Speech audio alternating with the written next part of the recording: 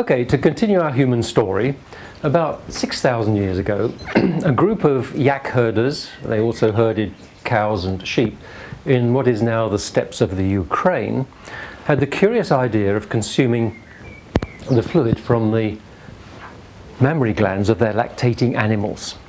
They were consuming milk, yak milk, and indeed sheep's milk and cow's milk. And these peoples migrated northwest. They became the Anglo-Saxons, the Scandinavians, the Germans, and by about 2,000 years ago, these peoples had put the production of dairy onto a major scale. And we kind of live in a world here where we are in a bit of a bubble where we think it's quite normal to be consuming dairy products, to be consuming the fluid from the mammary glands of cows, for example. But we're actually in a small minority. The vast majority of the world's population traditionally never consumed dairy, except for a few isolated circumstances like the Maasai in Africa. And not only do they think it a bizarre thing to be doing or vaguely grotesque, it makes them ill.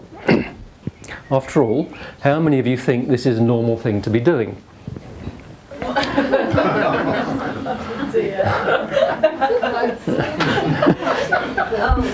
All right, it's a frivolous way of trying to make a point. Foragers weren't creeping around under female antelopes trying to suckle their teats. It never happened.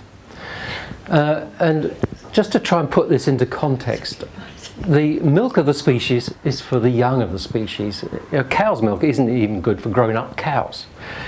I like to put it this way, that a newborn mammal is really born prematurely. It's still a fetus. And milk is fetus food that takes it through to the point where it then becomes a fully functioning, biologically complete creature. Babies, human babies, cows, baby cows, have different biologies, different biochemistries, different enzymes, different ways of dealing with the food that it's getting, which is mainly the milk of its mother. Why are we putting cows' fetus food into our own children or into our own bodies? All right, it's a kind of provocative way of trying to set the scene. After all, when I was a kid, we used to look out for the milk that had the cream on the top. We thought that was the best bit. And then, long time ago, back in the 60s, the nutritionists came along and said, well, actually, that's saturated fat. It's not very good for us. We should be having skimmed milk. So they take the fat out of the milk. They turn it into butter, they turn it into ice cream, they recycle it. We eat it all the same, just in a different form. So we know that there's something wrong with milk right away. And then more recently, people come along and say, yeah, there's a problem with the lactose in milk. We're lactose intolerant. It gives people migraines. We come out in rashes. It gives them allergies. It gives them joint pains and so forth. Better off if you've got lactose-free milk too. We're beginning to wonder why we're bothering. Milk also has proteins like casein and lactalbumin, which are highly allergenic and which are high cholesterol raisers. There's another reason why we tend to have high cholesterol levels if we're eating dairy products. We know that consumption of dairy is a factor in a whole range of diseases. In cancers, it's a factor in cancers, it's a factor in heart disease, in osteoporosis, in cholesterol, which we talked about, allergies, migraine, irritable bowel, ADHD and arthritis. The bottom line on dairy is that there isn't anybody on this planet who wouldn't be better off never consuming it. If you can think through that triple negative, it means don't consume dairy. And we include milk, the yogurts we've talked about for various reasons. Quite apart from this mischief they're doing, they're also giving us a nasty insulin reaction. And the cheeses. I'm married to a French woman, and I fought her for a long time over cheeses. So I say, look, okay, from time to time, a nice piece of ripe camembert with a nice glass of red wine, not a big deal. And it's the camembert that's the problem, not the red wine. Okay, so what is left after we've taken all these things away? Well, I like to use a pyramid that used to happen, because I think it actually illustrates it a lot better. And down at the bottom, instead of all the pastas and the breads and things that the authorities would have us eating, we would have low starch raw plant food, and that's easily done. That is nice big salads every day. And this just shows you the components of a salad, plus a bit of mackerel thrown on the top. That's the kind of thing. Large volumes. Yes, we're talking about large volumes of plant food. We're talking about low starch vegetables, so it's pretty much everything which isn't a potato. And go a little perhaps easier on the carrots, they're a little bit glycemic. But otherwise, and peas, peas, legumes too, double whammy there. And then we go to low glycemic fruits, and we've kind of touched on some of the ones, the pineapples and so on, which are rather glycemic. You need to go a little easy on those, but the berries are a fairly safe option, and well, just a little bit of grapefruit's fine too, and a little bit of nectarine, for example. I mean, this is the kind of volumes you might be eating in a day. You don't eat it all in one go. You can eat it through the day, for example, but it's the kind of thing you're looking at. And then we're talking about the good proteins, and we haven't talked much about this so far, but yes, we are looking at seafood of any kind, particularly the oily fish, gets the fish oils, that's always good. There's a bit of salmon there. Omega-3 rich eggs, if you can get them from, where I live in Cyprus, I can get village eggs. They come from the farm where the chickens are running around and they're pecking at everything, and they're eating little insects, they're eating purslane and all these kinds of good things. They have very good quality eggs, but otherwise get them from a supermarket. Marks and Spencer's got a good range of free-range eggs which are omega-3 rich. They do it by feeding the chickens flaxseed, which is good enough. Poultry of most kinds, this is roast duck, but most poultry of all kinds except for battery chickens really have a terrible fatty acid profile. Better off with the duck and with goose, which are better still. If you can get wild game, if you can get the partridge and the pheasant, that's even better. And then we're talking about some of the more exotic creatures, venison, bison, ostrich, alligator, whatever, those kinds of things. When I was talking in Wyoming, I had it's cow country, all these ranchers. They were there with their Stetsons on, and they really did have the boots. And I got to the point where I was talking like this, talking about beef not being such a great thing to be eating.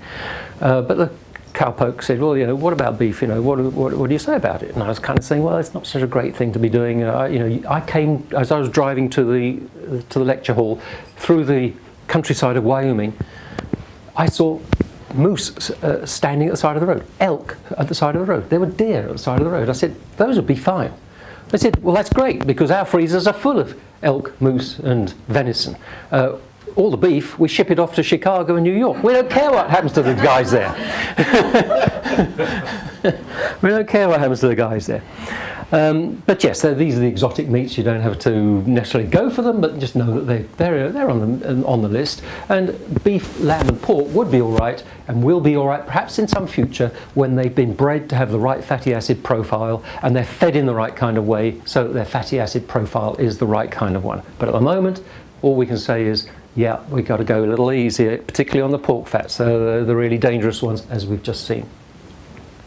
And then there are nuts of various kinds, tree nuts, not peanuts, but tree nuts of various kinds. Basically, they're all fine. And things you make from it. For example, we can make a nice almond bread from it using UGG products. Or we can make a nice fruit and seed cake from it. And these are high protein foods. I call them high protein foods. Or indeed a nice ring marble cake too, for example, using the sorts of products that Kim is here very cleverly, ingeniously putting together for us. And then finally we've talked about the good oils and the bad oils and that kind of thing, and occasional lapses. It's your birthday or something like that. You can let things go a little bit. Right, now I want to talk very briefly about stress. Stress was out there on the savannas, of course. They had stressful things happening to them. And our brains were designed to handle this kind of stress. The trouble is today we're triggering our stress reactions far more frequently, far more intensely than our brains were ever designed to handle properly. And I just want to give you a few examples just to set the scene where we can sometimes take a little bit of control for ourselves, because we kind of caught up in this machine where we've kind of lose control of our time, of what's going on with ourselves, and we are stressed in all kinds of ways. And if we can try and get control of it, then that would be a great thing to do.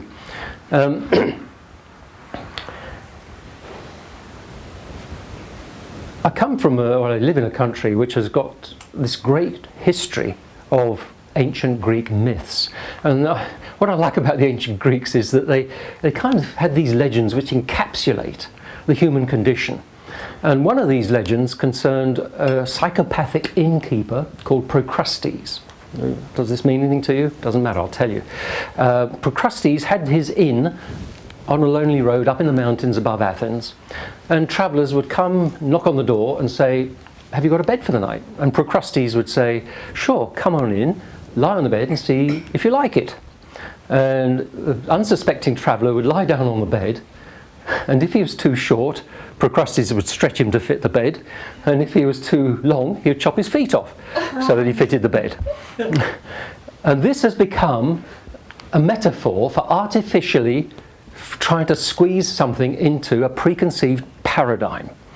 And Aldous Huxley used this metaphor in his book Brave New World, where he said, science, and this is back in the 1930s, so we're talking about 80 years ago, science and technology is creating a Procrustean bed for mankind to lie on.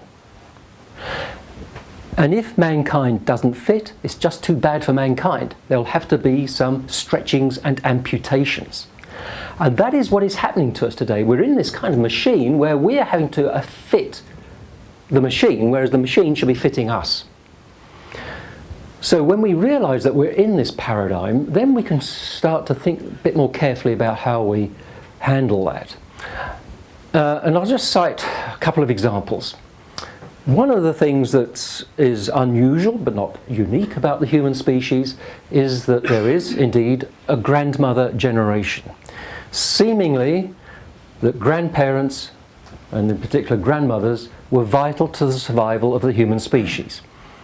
It's the same with chimpanzees and gorillas, and even killer whales. They too have grandmother generations, but not many species do.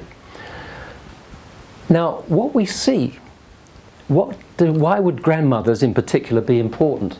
Well, when we look at the forager lifestyle, we see that grandmothers in particular are vital to provisioning and looking after the smaller children. They help feed them, they actually find the food for the children, and for the rest of the family, and they look after the younger children too in a big way. And seemingly this is so vital that it's programmed into grandmothers' brains. And I see it all the time. Places like in retirement areas like Cyprus, or where I was in Palm Springs when I'm in Southern California, a big retirement area, you find that the grandmothers in particular yearning to be back with the grandchildren, but they've retired 2,000 miles away from them. The grandfathers aren't so bothered, they're out on the golf course, they're all right. Here we have, this is a Hadza woman, she's a grandmother, she's in her 80s, she's carrying the baby on her back, her grandchild, and she's got a tuber in her hand which she's just dug up. She's a typical person who is vital, if you like, to the survival of the human species. Now the thing is, you might say it's a good idea to retire to the sunshine and the palm trees, but the downside is that you probably never thought of is that by so doing you might be, and probably are, creating three sets of stressed out people. You've got the grandparents are stressed out because the grandmother's stressed out and wanting to keep getting back to the grandchildren. You've got the parents stressed out because they've become 24-hour parenting machines. They haven't got the grandmother helping. And the children are stressed out because the parents are stressed out. So there you can start to think about these sorts of things and weigh those questions, for example. More than that, when we're thinking about child rearing, and in particular thinking about social interactions, the forager band was almost a unit by itself of the 40 or 50 people. But if you had a family of the father, the mother, the grandmother and the children would be kind of in the nucleus of it, The mother, grandmother and children were perhaps closer together than the father, but they were all part of a network where everybody kind of looked after each other. And in particular, every single adult of the band would feel some responsibility to the other children in the band, whether or not they were their own. It's what is known as alloparenting. In other words, they dilute the stress of actually looking after the children amongst many people. They don't have such intense relationships amongst each other, particularly within the family itself. And today we've got what we call a nuclear family, where the father, mother, child 1 and child 2, I've got them jokingly set inside an iron cage, but they're kind of in a box. And they are very intense relationships with each other, stressful relationships, and rather weak relationships out to other parts of the world where they're probably all separate, where the children have got their own school chums, where the mother and got her workplace and her chums somewhere else, and the father ditto. And Granny is floating off somewhere in the distance and maybe or has or does not have links into the children. The nuclear family, believe it or not, is not the ideal situation. The extended family is. The extended family is. Next thing is the workplace. When we're talking about work for these people, for foragers, what was it? The only work they had was finding food, foraging, hunting, whatever. On average, the women spent 4 to 5 hours a day doing it, and the men about the same thing. Overall, during a week, they might work 15 to 20 hours total. That's half what we work today. We work too much. But more than that, the work was fulfilling. The women, when they were working to collect the berries and forage and everything with their children on their backs, they had the children with them, they felt good about what they were doing. The men, when they were out there going off and being brave and ingenious and setting traps and everything, and come back proudly with it, they were getting something fulfilling. Most people today have work which is not fulfilling at all. Perhaps most people listening to me here do, but the average don't. But more importantly than anything else, these people were in control of their livelihoods. That is to say, they didn't have to hustle for jobs. They didn't have to worry about getting a job, or keeping their job, or climbing a career ladder. You wanted to feed your family, you just got off, walked into the bush and started foraging, and came back and fed them. Nobody to stop them, nobody to ask for you. They were in charge of their livelihoods. Today, it's a chronic, subliminal stress the whole time. The fact is that we are not in control of our livelihoods. But what we do find is that people who are more in control of their livelihoods actually are much better adjusted, mentally adjusted. Sometimes it just means working for yourself. It has its stresses, of course, but nevertheless, being in control actually can give you much more, make you much better adjusted. And the interesting thing is that when they study communities which have a higher percentage of small businesses, people who work for themselves, that the whole community is actually better adjusted. The whole community is better adjusted too. And the worst adjusted people who live in places where you've got these big organisations, soulless really, and where people are doing meaningless tasks. So, there's messages here, multiple messages here about how you manage your work experience and how you earn your living. It's not easy because we're in this machine where we're kind of on this conveyor belt, like Charlie Chaplin, having to screw up all the nuts all the time, and you daren't almost stop because you lose your place and you've got to catch up again. But this kind of gives you a bit of an idea of how we are living in a very stressful environment, and we kind of accept it and don't fight against it. Right, so let me just kind of wrap up a little bit on what we've been talking about. The 7 things to avoid. So yes, the starches and the sugars, the being overweight. Trust me, if you do what we're talking about, you're not going to be overweight. Omega-6 oils overconsumption. Dairy, avoid the dairies, avoid the bad animal fats, avoid salt as best you can, and avoid the dysfunctional lifestyle as best you can. Go and live with the sunshine and palm trees, provided you're not leaving the grandchildren behind. And the 6 factors to focus on. Yeah, sunlight, you do need the sunshine. The physical activity of that particular kind doesn't have to be highly stressful or high endurance stuff. High volume of plant intake, colon health, high intake of micronutrients, the savannah model proteins that we've talked about, which is pretty much everything except the lamb, beef and pork, and the mental health choices, which is to do with social connections and also living in an environment which is pleasing, which makes you feel good. Cityscapes, concrete jungles just are inhuman. They're not, again, this is not easy always to organise, but this is a vital part of being healthy. So I'm just going to wrap up now with just a few thoughts. What I've talked about might seem very daunting, but I sometimes talk about the 80-15-5 rule. If 80% of what you do is spot on, then 15% can be a little off, and 5%, well, it can be the lapses. It's your birthday, it's Christmas, or something like that. But if you are fighting a fatal disease, or potentially fatal disease, a cancer or your heart disease, then you've got to decide who's going to win, the disease or you. In which case, you might decide to just go cold turkey. And I've got plenty of clients who've decided for themselves, yeah, I just go cold turkey. Don't give it any quarter. Secondly, when we're talking about the major diseases today, the cancers, the heart disease, the diabetes and all the rest of it, there's never going to be a magic bullet like that penicillin shot that fixed my septicemia, my blood disease.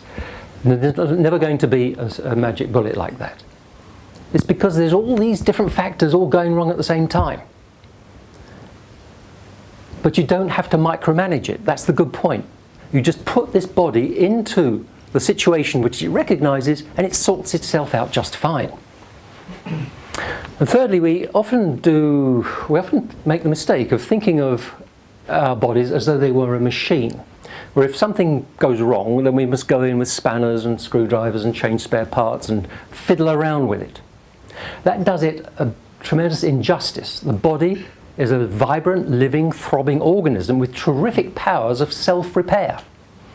Our main challenge is to stop sabotaging its ability to repair itself. So the main message is, though, that you have to take control. Nobody else is going to do this for you. You have to take control and just go out and do it. And oh yes, you can. Thank you very much. Well, thank you.